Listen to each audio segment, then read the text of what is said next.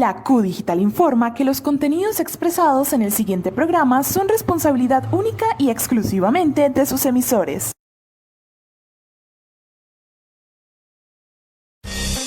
La Q Digital presenta ¡Hey, Cultura! Con José López Ebrard para pensar en voz alta, conversar en mayúscula, esculpir el camino, trazar el ahora, cantar la vida, danzar los sueños, actuar para crecer. ¡Hey, Cultura!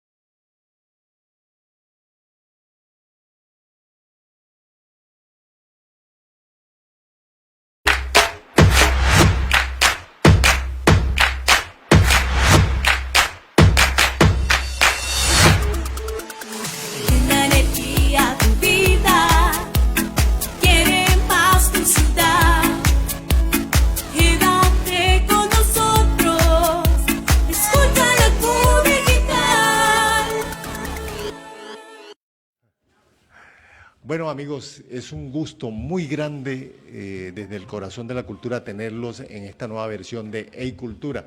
Nosotros emitimos desde el suroccidente de Colombia, desde la ciudad de Palmira, más exactamente de la Q Digital. Hoy nuestros invitados no han sido muy habituales y queremos reconsiderar esa agenda que ha sido muy especializada en interactuar con adultos. Hoy tenemos dos jóvenes, un joven, una niña. Y vamos a comenzar por saludarlos y agradecerles que estén con nosotros para que nos compartan la óptica de cómo viabilizar, cómo construir cultura desde la mejor opción que hay de materializarla, y es la de ellos. De este lado tengo a Zoe Abril. Zoe, qué gusto tenerte. Gracias. ¿Por qué el nombre Zoe? No sé, mi mamá me puso ese nombre. Su mamá fue la que se le ocurrió. Bueno, ahora le preguntamos a su mamá, a Lina Rincón. Lina, maestra, artista plástica. Bienvenida, Lina. Gracias, José. Un gusto estar aquí, invitada nuevamente, y muy alegre también de ver estos niños que tienen esa magia nueva de la cultura acá en la ciudad de Palmira. Gracias, Lina. Zoe, nos encanta mucho acá y ahora su mamá nos va a explicar ese origen maravilloso de su nombre, Zoe Abril. Es muy lindo, Lina. Ahora lo estaremos conversando. De este lado tengo un joven maravilloso, un gran ser humano, Sebastián. Qué placer tenerte en Hey Cultura. Muchas gracias. Igualmente a Jaime, su papá. Muchas gracias, Jaime, por estar con nosotros. Quiero agradecer a los padres de familia que nos están acompañando. Ellos nos han permitido, nos han autorizado que sus niños interactúen con nosotros y les agradecemos mucho esa deferencia. Quiero que ambos, tanto Sebastián como Zoe, observen este podcast, lo escuchen detenidamente y a partir de él, de la observación, vamos a interactuar y a opinar sobre ello. Pero antes de observar el podcast, Zoe nos ha traído un libro. ¿Cuál es el título y de qué se trata este libro grandísimo, Zoe? Bueno, acá yo tengo un cuento que me gusta mucho. Este se llama La cerillera. Ah, entonces vamos a leerlo, Zoe. Pues, o que hable de él. Bueno, es una niña que ella vendía fósforos. Sí. Pero como un día nadie compraba fósforos, entonces ella, como tenía frío, era Navidad, ella prendió un fósforo para calentarse. Sí, sigue, Zoe. Ella prendió un fósforo para calentarse y ella vio como un sueño cuando lo prendió. Como que había un coso para calentarse. Entonces ella, como vio el coso, era un... Bueno, acá está el libro. Aquí fue cuando ella prendió el fósforo, que ella vio una cosa, era como un sueño cuando lo prendió. Ah, podemos leer esa página, este párrafo, Zoe. Sí. Claro, por favor. Entonces el frío le había puesto los dedos tiesos a la niña y casi no podía moverlos. Ella pensó que una cerilla, solamente una, la calentaría. Prendió una y se produjo un chasquido seco y la llama subió clara y caliente. A lo largo de su mano a la niña le dio de repente impresión de estar sentada ante una buena estufa de cobre. ¿Y cuál es el mensaje del cuento de la cerillera? De que si uno trabaja mucho y nadie le compra, pues sigue, pero... ¿Y Zoe por qué lee? Pues a mí me encanta leer, me gustan los cuentos, más que todo lo hago por entretenerme. ¿Has comprendido que cuando lees recorres todos los mundos que quieras sin salir de tu casa? ¿Qué mundos has conocido gracias a la lectura? Cuando van a alguna, pues me gustan los cuentos.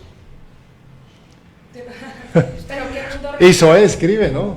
Bueno, ahora nos vas a hablar de eso. Sebastián, antes de irnos al podcast, bueno, Sebastián sí nos trajo un libro que inclusive podría ser denso para la edad suya, pero usted lo tiene como una lectura de cabecera. Hablemos del libro y sobre todo del autor y del prologuista, Sebastián. Bueno, este libro se llama Indicativo Condicional, es escrito por Jesús Alejandro García Echeverry. Escritor palmirano. Sí, escritor palmirano.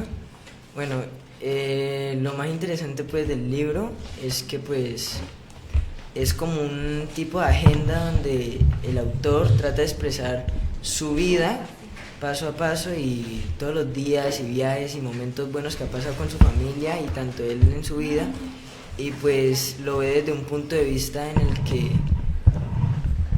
es un padre de familia que perdió a su hija por medio de lamentablemente un suicidio. Entonces su hija perdió la vida, entonces él quedó después en terapia y su mujer estaba muy preocupado por el Señor. Entonces vio que podía por medio de la escritura expresar todos sus pensamientos y desahogarse por medio de la escritura. Se dedicó ya pues a esto, entonces ese libro me lo dio él mismo y pues yo diría que la frase más buena que he podido recopilar de este libro podría ser la siguiente. ¿Podemos leer el párrafo donde está la frase, Sebastián? Es una frase de: estamos hechos para concebir lo inconcebible y soportar lo insoportable. Eso es lo que hace nuestra vida tan dolorosa y al tiempo tan inagotablemente rica. Bueno, ahora vamos a leer entre líneas esa frase, Sebastián. Ahora sí los vamos a invitar para que observemos detenidamente este podcast que es de Hey Cultura, para que lo leamos entre todos, por favor. Hey Cultura y Señora Radio presentan Lecturas sin Límites con Juan José Vivas Torijano. Lecturas sin Límites. Hola, soy Juan José Vivas Torijano. En esta ocasión les comparto un fragmento de la novela El Túnel, publicada en 1948, obra narrativa del escritor argentino Ernesto Sábato. El Túnel, de Ernesto Sábato. Como decía, me llamo Juan Pablo Castel. Podrán preguntarse qué me mueve a escribir la historia de mi crimen. No sé si ya dije que voy a relatar mi crimen y, sobre todo, a buscar un editor. Conozco bastante bien el alma humana para prever que pensarán en la vanidad. Piensen lo que quieran. Me importa un bledo. Hace rato que me importan un bledo la opinión y la justicia de los hombres. Supongan, pues, que publico esta historia por vanidad. Al fin de cuentas, estoy hecho de carne, huesos, pelo y uñas como cualquier otro hombre, y me parecería muy injusto que exigiesen de mí, precisamente de mí, cualidades especiales. Uno se cree a veces un superhombre hasta que advierte que también es mezquino, sucio y pérfido. De la vanidad no digo nada. Creo que nadie está desprovisto de este notable motor del progreso humano. Me hacen reír esos señores que salen con la modestia de Einstein o gente por el estilo. Respuesta: es fácil ser modesto cuando se es célebre. Quiero decir, parecer modesto. Aun cuando se imagina que no existe en absoluto, se la descubre de pronto en su forma más sutil, la vanidad de la modestia. ¿Cuántas veces tropezamos con esa clase de individuos? Hasta un hombre, real o simbólico, como Cristo, pronunció palabras sugeridas por la vanidad o al menos por la soberbia. ¿Qué decir de León Bloy, que se defendía de la acusación de soberbia, argumentando que se había pasado la vida sirviendo a individuos que no le llegaban a las rodillas? La vanidad se encuentra en los lugares más inesperados, al lado de la bondad, de la abnegación, de la generosidad. Cuando yo era chico y me desesperaba ante la idea de que mi madre debía morirse un día, con los años se llega a saber que la muerte no solo es soportable, sino hasta reconfortante. No imaginaba que mi madre pudiese tener defectos. Ahora que no existe, debo decir que fue tan buena como puede llegar a serlo un ser humano. Pero recuerdo, en sus últimos años, cuando yo era un hombre, cómo al comienzo me dolía descubrir debajo de sus mejores acciones un sutilísimo ingrediente de vanidad o de orgullo. Algo mucho más demostrativo me sucedió a mí mismo cuando la operaron de cáncer. Para llegar a tiempo, tuve que viajar 2 días enteros sin dormir. Cuando llegué al lado de su cama, su rostro de cadáver logró sonreírme levemente, con ternura, y murmuró unas palabras para compadecerme. Ella se compadecía de mi cansancio, y yo sentí dentro de mí, oscuramente, el vanidoso orgullo de haber acudido tan pronto. Confieso este secreto para que vean hasta qué punto no me creo mejor que los demás. Sin embargo, no relato esta historia por vanidad. Quizá estaría dispuesto a aceptar que hay algo de orgullo o de soberbia. Pero, ¿por qué esa manía de querer encontrar explicación a todos los actos de la vida? Cuando comencé este relato, estaba firmemente decidido a no dar explicaciones de ninguna especie. Tenía ganas de contar la historia de mi crimen, y se acabó. Al que no le gustara, que no la leyese.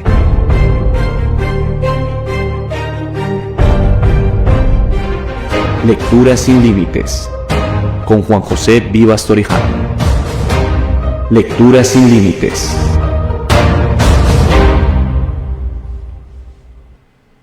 Bueno, la pregunta después de haber observado este podcast de Juan José Vivas Torijano sobre uno de los grandes de Latinoamérica de habla hispana, como es Ernesto Sábato, porque su legado está presente y lo más importante, interiorizado por toda Latinoamérica, que lo considera un referente de la literatura.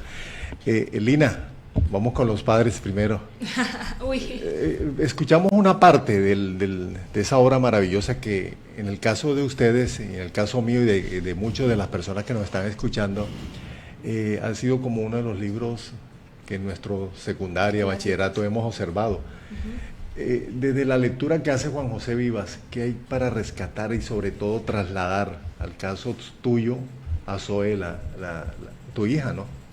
Pues creo un poco que la metáfora que se hace del túnel, que es como a veces como el caminar y creer que todo se hace solitario, ¿no? Como que no dependo de nadie para poder como crear o poder trascender en lo que yo quiero ser como persona.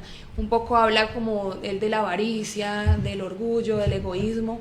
Entonces siento que en este proceso a veces nos equivocamos, erramos mucho en esa situación, a veces creemos por la egolatría, por los egos que podemos hacer o podemos trascender de cierta forma en las experiencias que tenemos en el contexto solos, y no es así. Siempre, a pesar de que tenemos un individualismo, que cada uno tiene como una esencia y una forma de ser, pues el trabajo en equipo hace de que podamos aprender de los demás y podamos construir como una verdadera, como digamos, un verdadero mensaje como real para lo que sería como las nuevas generaciones, en este caso pues nuestros hijos, ¿no? Hablando pues ya como madre.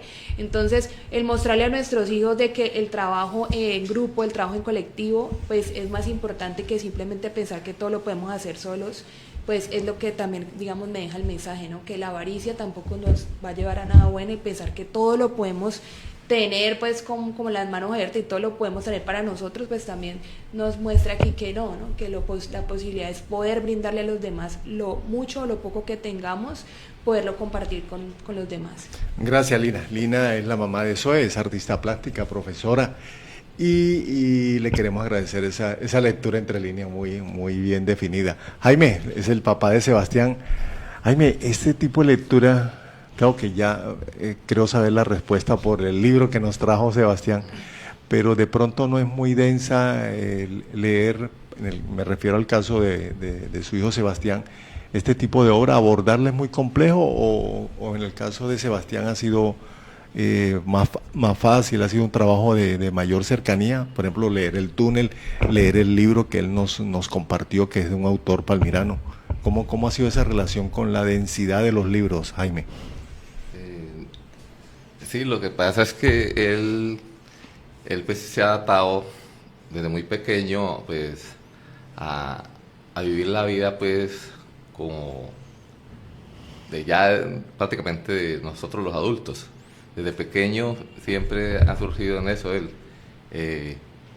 Siempre ha estado pues en el ámbito de crucijar y averiguar cosas del más allá, no pues las cosas de un niño pues a la edad de él, sino que siempre ha querido estar un poco más allá en las conversaciones, igual con nosotros los adultos en la casa. Se compromete a hablar de muchos temas y de muchas cosas, entonces eso lo ha llevado a que él hoy en día no quiera leer de pronto otras cosas muy aparte, sino como cosas más avanzadas de lo que está sucediendo en este mundo, o lo que está pasando en el momento, en el país, o cosas así, políticamente, lo que sucede hoy en día en Colombia y en el mundo. Entonces él se ha avanzado a todas esas ideas, y eso es lo que lo ha llevado a él de pronto a leer cosas más grandes, cosas más. Sí, y entonces eso es lo que él pues Jaime, cuando uno, voy a compartir la portada, igual a este escritor palmirano lo vamos a tener con nosotros, Jesús Alejandro García Echeverri, cuyo prólogo es de Julio César Londoño, escritor palmirano que ya hace un par de años ganó el premio Juan Rulfo, y hablábamos hace un rato que si Colombia llega a recibir un premio Nobel de literatura nuevamente, no sería extraño que se lo otorgaran a Julio César Londoño por la calidad y alcance. Él hace el prólogo de este libro. Indicativo condicional. Hablando de densidad de este libro, con ese solo título puede aislar la lectura de un niño. ¿Cómo se logró esa cercanía de un joven de cuántos años tiene Sebastián? 13 años, 15 a esta lectura, Jaime? Uh-huh. Sí, eso se dio pues gracias a a una, ¿cómo se llamaba? A un club de lectura. ¿El de Gamatelo? Sí, que se dio, y entonces pues... Tuve la oportunidad de estar en un taller Sí. con ellos, el de Truman Capote. Hace 8 días estuvimos y ahora vamos a estar la próxima semana. Maravilloso, por eso Sí. está aquí. Entonces se dio el caso y fuimos, y él le llamó mucho la atención, y como lo vivo diciendo, él siempre ha tocado ese tema de estar más allá de lo que... de las vivencias de un niño, sino llevar las cosas como más allá hacia lo que los temas de nosotros pues como adultos. Le ha gustado mucho él tener ese tema, entonces ya se ha pensado siempre a ese tipo de lecturas, a la vivencia, a lo que sucede hoy en día en este planeta. Sí, con el análisis que hacíamos de la obra de Truman Capote en el grupo de lectura de Gamatelo, ahí observamos el alcance. Quizás Sebastián fue uno de los jóvenes o de las personas, porque la mayoría eran adultos, que más intervino a hablar sobre la obra de Truman Capote, que es bastante compleja y está hecho como para otro tipo de público, en teoría. Pero jóvenes y personas de la edad de Sebastián nos han demostrado que eso se puede cortar, y el joven, el adolescente puede ingresar en esa lectura. Lina, ¿qué lee Zoe? Y lo más importante, ¿qué escribe Zoe? Porque también tiene ese rasgo. Zoe Abril. Pues ella le gustan mucho los cuentos infantiles. Por ahí me estaba ¿De mostrando, qué línea más o menos? pues más que todo son como cuentos clásicos. Y por ahí ¿cuál era el otro cuento? Estaba leyendo un cuento como ya más... Tal vez Jairo Aníbal elevado, Niño. como más de adultos. Y empezó como a hacerme muchas preguntas, y yo, bueno, voy a mirar qué cuento es, y me di cuenta que es un cuento que habla sobre la violencia de género. Uf. Entonces ella me estaba haciendo como preguntas, y yo sí la veía que cuando ella leía me decía como, hay palabras que no puedo decir en voz alta, y yo, ¿cómo así? Entonces yo le empecé, ¿cómo se llama el cuento, Zoe? Barba Azul. ¿Y por qué Zoe no las podía decir en voz alta? No sé. ¿Qué? Eran como palabras ya muy para adultos, yo creo. Sí, palabras para adultos como cuáles, Zoe, ¿te acuerdas? Así es. Tranquila, las puedes decir. Esa es tu Pero casa, no esa son- es tu casa, Zoe. Pero no son groserías, ¿cierto? La mayoría Pues no son él groserías. cuenta de qué se trata de la historia de Barba Azul. Bueno, se trata de un señor que había tenido 6 esposas, y que las 6 esposas nadie sabía de ellas. Entonces después, él se enamoró de la hija de la vecina. Mira hacia allá. Ah, para que Entonces- mires a esta Zoe. Sí. Entonces él se enamoró de la hija de la vecina. Entonces él se enamoró de la hija de la vecina. Entonces él dijo que se iba a casar con la hija de la vecina. Entonces como la hija de la vecina no quería casarse con él porque él ya tenía 6 esposas, pero las 6 esposas no sabían dónde estaba. No sabía Pero qué pasó cuando pasó algo, ¿no? sí pasó algo. ¿Qué pasó? Bueno, pues cuando ya que se había casado con la esposa, con ella, porque ella sí se había enamorado de él ya luego. Sí. Entonces lo que pasó fue que Barba Azul dijo que había encontrado los cadáveres de las 6 esposas en un cuarto. Entonces, ¿qué pasó? Barba Azul, ¿qué era? Barba Azul era malo. Era un asesino. ¿Por qué asesinó? Bueno, a Lina, las esposas? escuchando a Zoe y su maravilloso timbre de voz, ¿qué piensas cuando ella aborda este tipo de lectura? ¿Y qué reacción tienes cuando hay, no digamos un cuestionamiento, sino que te comparte dudas sobre la lectura que acaba de tener?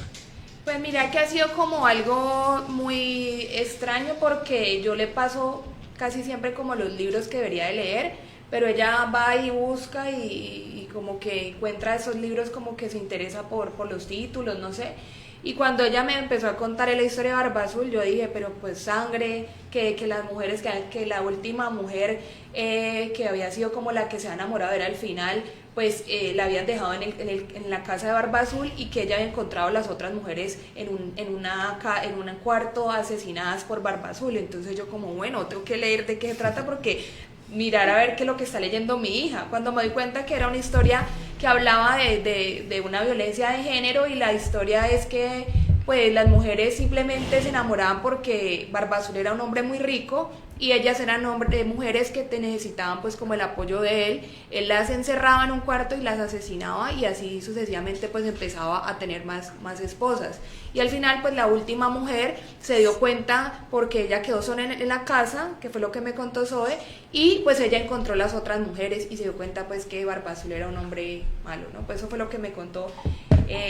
Zoe, ese no se lo ha terminado de leer. El de la Amaranta, ¿por qué? Es otro cuento. Bueno, la Amaranta ya lo vamos a leer. Usted va a escoger un párrafo y nos lo va a compartir. Música para camaleones fue la obra que analizamos en la última sesión que tuvimos del Club de Lectura de Gamatelo, de Truman Capote. Sebastián participó mucho. Siempre pensé que es un libro muy profundo, donde inclusive paralelo a la lectura hay que estar haciendo un proceso de investigación que te vaya como entregando insumos para entender algunos procesos. Bueno, Truman Capote viene de la Crónica Roja, de la rapidez y de lo explícito de la Crónica Roja. ¿Cómo sentiste esa lectura, Sebastián? Y lo más importante, la lectura que hicimos durante el ejercicio. Bueno, pues Truman Capote buscaba la manera de distinguir su primer libro, que fue A Sangre Fría. Sí, claro. Cambiar ese libro y en vez de ser como más artículos de investigaciones que él contactaba con los investigadores, era más bien una forma en la que él contaba ya con su manera de escribir, con su manera de contar, no tan como informativo, sino más bien contado. Entonces él busca también buscarle como una forma moral y ética a lo que llegaban a hacer las personas y hasta dónde puede llegar la agresividad y el masoquismo de un asesino, hasta tal punto de llegar a hacer cosas aterradoras, ya sea con los cuerpos o con las víctimas que tenían la pena de sufrir eso. Cuando analizamos el libro de Música para camaleones de Capote, de Truman Capote, ¿sientes que hay una relación entre el título y el contenido de la obra? La verdad, no encontré la relación, pero sí encontré una relación con su libro anterior. Sí, hay como continuidad. Sí. Recuerda que A Sangre Fría es un texto muy de la crónica, ¿no? Muy del perfil de redactor que él tenía de la Crónica Roja. Y con Música para camaleones hay como un salto temático mucho más agradable. ¿De pronto eso no lo percibiste, Sebastián? No. Pero el libro es maravilloso, definitivamente. Sí. Bueno, son varios libros, ¿no? Realmente. Bueno, esos son los ejercicios valiosos. ¿Sebastián escribe? No escribe, digamos así, poemas, pero sí frases. Pasa que se me olvidó traer el cuaderno. Pero se va a acordar algunas. Sí, como aforismos, tal vez. Bueno, ahora se recuerda de alguna. Y Zoe nos iba a leer cuál, sí, Lina. Un poema, Sí, yo traje un cuento y un poema. el poema. Déjale el poema. Por favor, Zoe Abril. Bueno, Lina no nos ha dicho por qué el nombre, ¿no? Yo me demoré como 3 meses escogiendo el nombre. Yo quería que fuera la primera y la última letra del abecedario. Entonces, que las iniciales pues fueran como ZQR. Yo decía que las iniciales de una escritora, de una poeta, que mi hija iba a ser también una poeta. Y así fui como escogiendo el nombre. Ese fue como el... Bueno, ¿qué vamos a leer, Zoe? Un poema que dice... Pero eso es por lo que sé. Zoe, recuerda que Tienes que mirar los amigos que nos están viendo te quieren observar y escuchar y tienes que mirar esa cámara. Bueno. El poema se llama Amanecer. Por favor. Bueno, el día empieza, las luces se prenden, el sol sale, me voy para el colegio. El gallo canta, los pajaritos se posan en un árbol. Yo en el recreo veo las mariposas mientras como mi manzana, pensando en cómo ellas son tan lindas, son como la miel de las abejas. Muy bien, muy bien. Un aplauso. ¿Cómo se llama el texto que acabas de leer? ¿El poema? Sí, el poema. Se llama Amanecer. ¿Por qué ese nombre, Zoe? Pues me inspiré en cuando yo voy para el colegio. Me inspiré en cuando yo voy para el colegio. Y escribí que cuando yo voy al colegio veo, a veces escucho pájaros que hacen kikiriki, gallos que hacen kikiriki. Y veo que unos pájaros se posan en un árbol por allá, ¿cierto? Y en el recreo ayer vi como unas mariposas, entonces por eso me inspiré en todo eso. Ah, maravilloso. Lina, ¿qué tanto relación hay de tu trabajo como artista, como profesora de artes, con esa tendencia de la niña en lo literario? Pues yo creo que influye mucho porque pues digamos que el contexto de las actividades y los eventos que pues, en todo el tiempo yo estoy, ella siempre pues me acompaña, entonces aparte de eso pues en la casa también todo el tiempo pues con lo de las bibliotecas comunitarias, el estar acompañándome también con los procesos de las bibliotecas comunitarias, pues es algo que va a estar ahí para ella siempre y pues que obviamente la va a condicionar, y eso ha sido el proceso de Zoe Abril. Bueno, ese es Zoe. Sebastián, dentro de digamos esa línea de gustos literarios, ¿cuáles son los que más se te acercan? ¿Cuáles son esos que en la noche no te dejan dormir y necesitas leerlo, abordarlos? Un autor, un escritor, también filósofo muy importante de la época del Renacimiento y la Ilustración en Francia era Voltaire.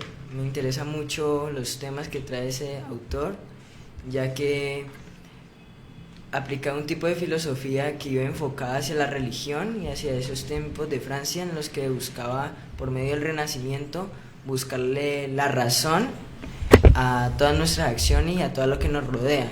Claramente, pues dentro de la filosofía se estudia la manera, se reflexiona sobre nosotros mismos y sobre lo que nos rodea, nuestro entorno. Entonces, pues Voltaire quiso aplicar eso en varios de sus libros, y uno de los que más me interesó fue Tratados de la Tolerancia, que pues trata de que un padre de familia tenía 2 hijos y su esposa.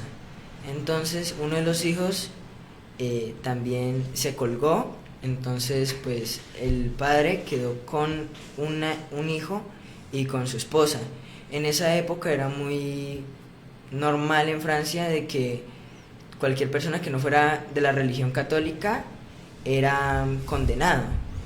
Entonces pues el padre y la madre fueron condenados porque fueron por culpa creyeron las autoridades que como habían escondido el cuerpo del niño para que no se dieran cuenta de la muerte de él, entonces lo escondieron. Y como consecuencia de esto, pues las autoridades encontraron el cuerpo y el padre y la madre fueron condenados a muerte. Entonces el hijo, el que todavía está libre, se fue a viajar por Europa, y en esos tiempos Voltaire se encontraba exiliado de Francia, se encontraba en otro país en Europa. Entonces fue a buscarlo y le fue a hablar sobre la problemática que tenían los padres y lo que estaban pasando. Entonces pues el Voltaire al principio no le quería ayudar porque él era ateo. Él decía que era ateo porque, y también por eso fue exiliado de Francia, él decía que era ateo porque como una persona razonable y que apoyaba el Renacimiento y le buscaba la razón a todo, no creía de que existiera un Dios, ya que aplicaba el método de la razón. Entonces, digámoslo así, no creía en la comunión, no creía en la confirmación, todos los procesos que nosotros hacemos en el catolicismo, en el cristianismo, no creía en nada de eso. Se guiaba solamente por la razón. Entonces Voltaire al final quiso ayudarlo solamente por el caso de que cualquier persona no debe ser juzgada por lo que cree ni por lo que opina. Entonces peleó allá en Francia por la liberación de sus padres, y pues defendió mucho sobre la tolerancia de que Francia debía de tener, que debían de tolerar todos los pensamientos de las personas y que toda persona tenía pensamiento libre sobre lo que quería ser y hacer. También dando paso así, momentos después de ese debate, a la Revolución Francesa y que pues... No, maravillosa. Yo creo que merece un aplauso nuestro querido Sebastián. Bueno, Sebastián, colocándole el polo a tierra, contextualizando, ¿qué rescata? Usted que ha hecho un análisis maravilloso y muy profundo sobre la obra de Voltaire, aterricémoslo 2023 en este entorno donde usted vive, ¿cómo podemos contextualizarlo? Tal vez dos temas importantísimos que usted haya analizado de este autor. Voltaire pues buscaba la reflexión sobre nuestras acciones, sobre nosotros mismos y sobre lo que nos rodea. Y buscó de esa manera, por medio de la filosofía, buscar una manera de darle un significado a la palabra tolerancia. Y decía que la tolerancia era un valor que era capaz de que usted como persona, tanto moralmente como éticamente, sea capaz de tolerar, aguantar y ser asertivo con lo que es la otra persona y con lo que quiere la otra persona, la opinión de la otra persona. Entonces, ahora en el 2023, ¿cómo se podría aplicar eso? Un ejemplo puede ser la religión. Hay ahora mismo en distintos países muchas religiones y ahora mismo se tolera mucho y se recibe todo tipo de religión que hay en el mundo, además de los géneros que existen y que muchas personas de pronto no lo toleran, pero ya países han tomado eso como algo normal y una manera de normalizarlo frente a la humanidad. Y pues lo mejor de todo es que busca, por medio de la tolerancia, que cada uno sea capaz de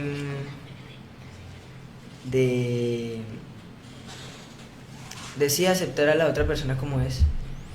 Gracias, Sebastián.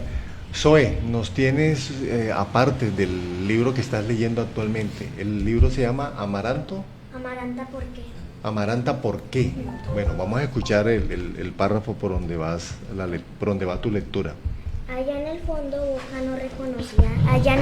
Boca no reconocía nada, le era extraño. De pronto escuchó un rumor que se acercaba, eran los soldados del rey de las aguas, que lo atraparon y lo amarraron y lo encerraron en una celda y le dijeron que lo iban a matar, ya que en aquel reino no querían a los extraños. ¿Por qué te gusta tanta Amaranta, Zoe? Yo lo he leído desde hace tiempo, me gusta mucho. ¿Y por qué llevas tanto tiempo? ¿El mismo libro o diferentes textos, Lina? Pues es un cuento que me encanta mucho. Ah, lo ha repetido la lectura. Cuéntanos el mensaje de ese libro, Zoe. De que si algún día acá por acá está. Bueno, Cuéntanos busquémoslo. de qué se trata ese cuento que te gusta tanto. ¿Tú lo sabes? Bueno, pues... En el micrófono.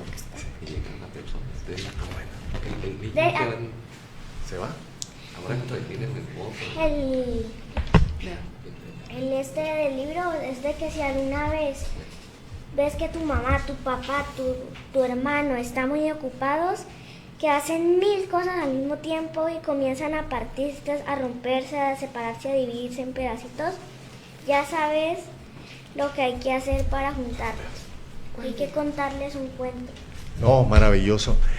Lina, ¿has hecho el ejercicio de pronto de involucrar a Zoe en otras lecturas? Por ejemplo, el clásico colombiano de la literatura infantil, Jairo Aníbal Niño. Sí, como te digo, yo muchas veces la he tratado de influenciar a ella con literatura clásica, con autores locales, pero ella siempre como que elige los libros que quiere leer y se enamora de unos libros, como por ejemplo Amaranta, ¿por qué? ¿Cómo es que se llama el autor de Amaranta? Por ejemplo, Lina, tú que trabajaste, estuviste muy vinculada a la red de bibliotecas públicas, bueno, un libro clásico, casi que una lectura obligada, es los libros de Amalia Lowe. Yo creo, observando y percibiendo lo que hace Zoe, creo que sería maravilloso que adentrarla en la lectura de Amalia Lowe, que es una de las grandes de la literatura infantil en Latinoamérica. Ahora sí, Zoe, ¿qué nos va a leer? Ya. Ya. Cuéntalos de qué se trata el libro, o sea, Bueno, qué mensaje quiere dejar el libro. Es de que si algún día ves que tus papás hacen 1000 cosas al mismo tiempo, tienes que contarles un cuento. Bueno, yo quiero escuchar la opinión de Sebastián sobre esa apreciación de Zoe.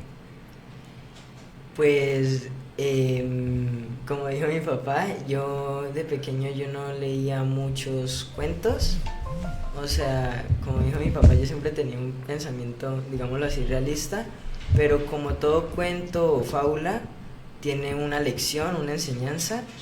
Y eso, para un niño y hasta a veces para un joven, es muy bueno porque muestra cómo es poco a poco, cómo enseñar al niño o al joven a ser una persona ética y una persona que le enseñe sus valores éticos. Entonces me pareció muy interesante el cuento, una forma de contar y percibir, una manera de percibir, sí, los valores que le puede llegar a enseñar un niño por medio de un cuento y una narración por medio de la ficción. Bueno, Lina iba a comentar algo así. Y que es muy chévere, por ejemplo, a mí me gusta mucho leerle a ella en voz alta, pero también que ella me cuente sus historias después de haberlas leído tantas veces. Por ejemplo, ese cuento al principio ella lo leía y yo como que bueno, la escuchaba de que eran una familia que se fragmentaba, que se partía en pedacitos, pero yo no lograba entender pues como cuál era el mensaje. Ya después ella me explicó que era que los papás estaban tan ocupados todo el tiempo que llegó un momento en que de hacer tantas cosas con sus manos y con su cuerpo se empezaron a fragmentar. O sea que sus pies se fueron por un lado, sus piernas por otro, sus pies por otro lado, y entonces pues se desbarataron, casi que se desaparecen. Entonces Amaranta, ¿por qué? Pues siempre se hacía preguntas. ¿Por qué mis papás están en todas partes y no están aquí conmigo? Amaranta es una historia maravillosa. De pronto la cercanía, la identidad con ella la escuchó, la percibió en compañeros, en vecinitos. De pronto puede venir por ahí, ¿no? Sí, yo creo que de pronto fue esa parte, o de pronto también el indagar, investigar tanto, porque ella coge todos los libros, los mira y si le interesan, pues empieza como y ese libro lo ha minuciosamente consumido muy lentamente y mucho tiempo. Entonces ya llegó a un punto en que ya pues lo entendió y me lo explicó muy bien. O sea, me dijo como que bueno, mamá, el mensaje de este cuento es que a veces tenemos que, digamos, concentrarnos en una sola cosa, porque si no te vas a partir en pedazos y vas a desaparecer como ese personaje. Entonces la idea es que cuando tú estés muy fragmentada en muchas cosas, pues vamos a leer un libro. Entonces es también un mensaje para los papás que a veces estamos como tan ocupados, o sea, tenemos como tantas ocupaciones y a veces pues como que no tenemos el tiempo para acercarnos y hacer algo con nuestros hijos, pues que en ese momento que lo hagamos, pues podamos brindarle la oportunidad de poder.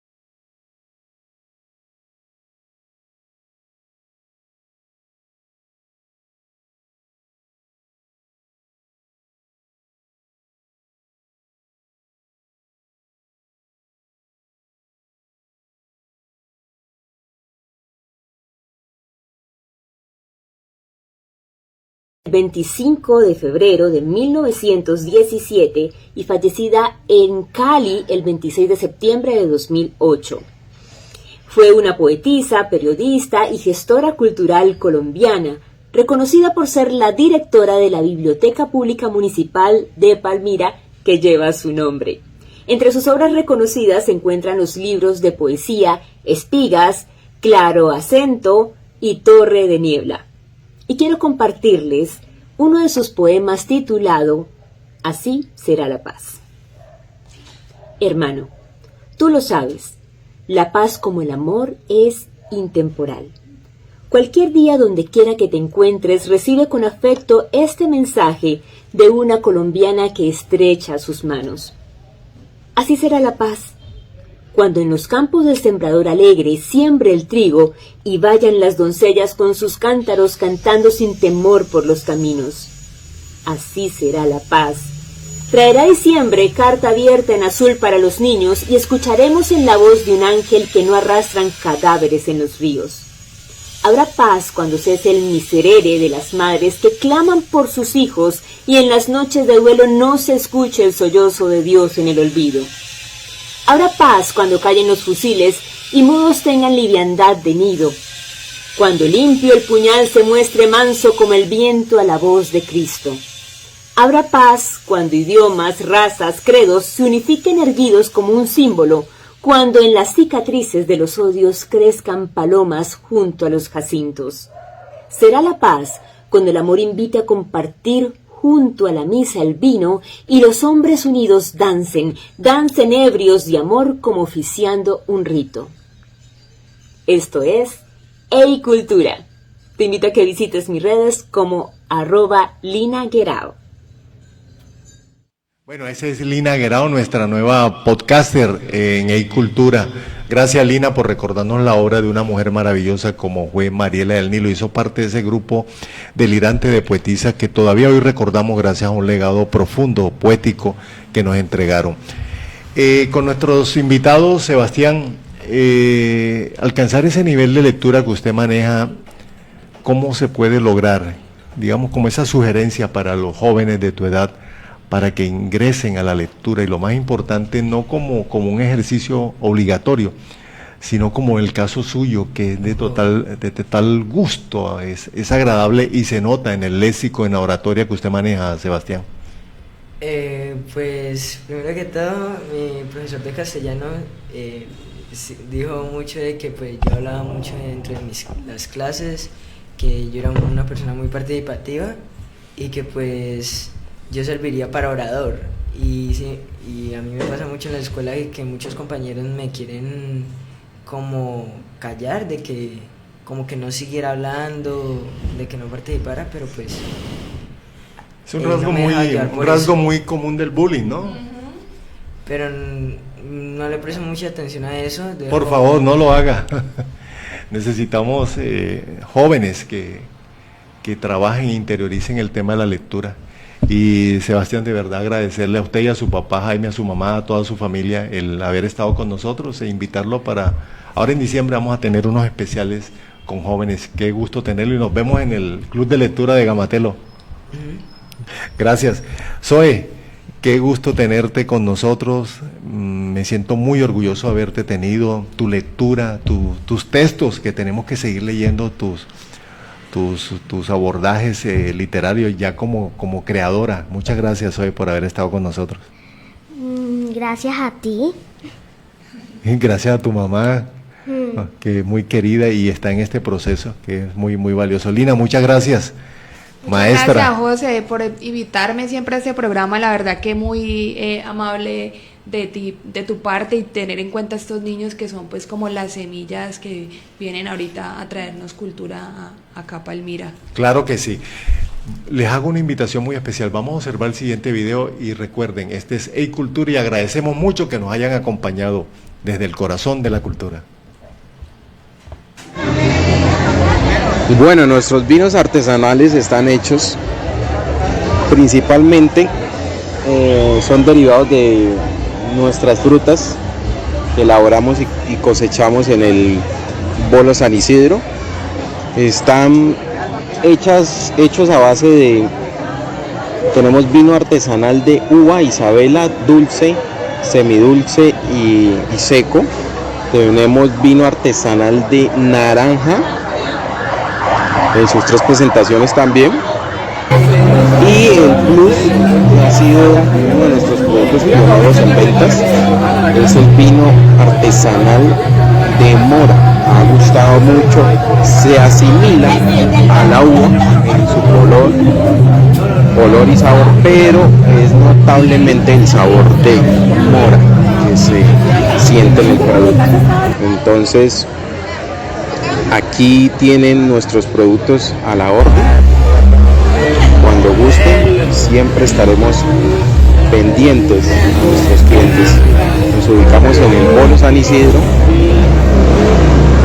en Palmira Valle.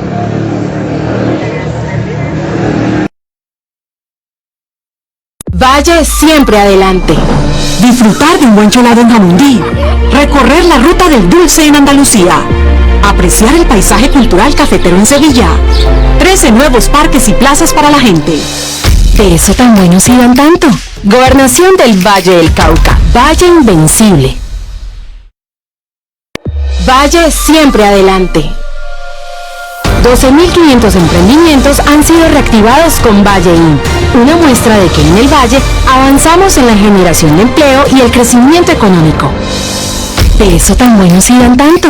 Gobernación del Valle del Cauca. Valle invencible.